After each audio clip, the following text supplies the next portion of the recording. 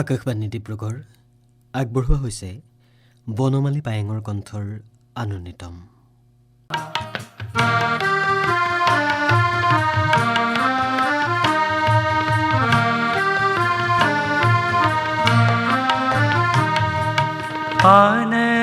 ruy lope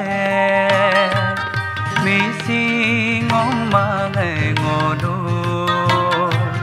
si pe nam pesoma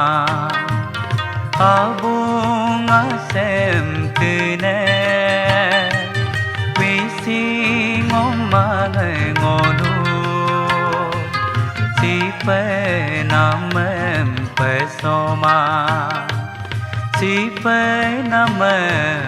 pesoma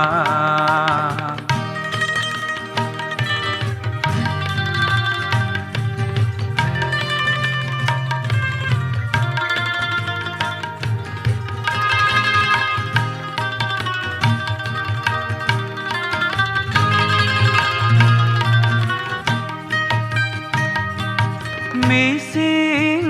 ngam cặp ai cái đó đúng cặp ngô lu cái đúng có mò đúng sao cặp missing ngam cặp ai cái đó đúng cặp ngô lu cái đúng có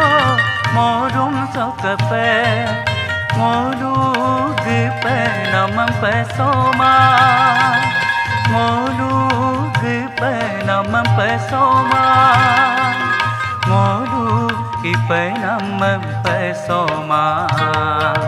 ane rui lope misi ngoma ngolu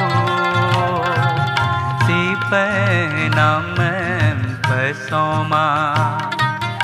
abunga sem tine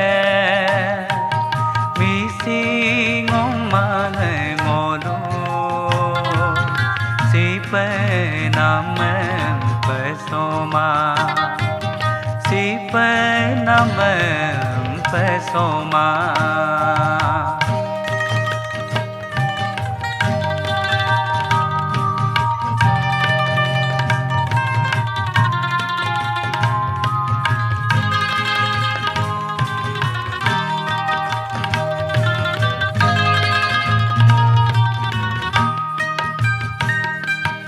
missing anna bonolu mi ganga tin sunam nolu missing omma ngolu silok de kolam besa ge tum yo nolu missing omma ngolu missing oma ngolu ane rui lope missing oma ngolu si pe nam pesoma abunga sem tine missing oma ngolu si pe nam pesoma missing oma ngolu si pe nam pesoma si pe nam pesoma si pe nam pesoma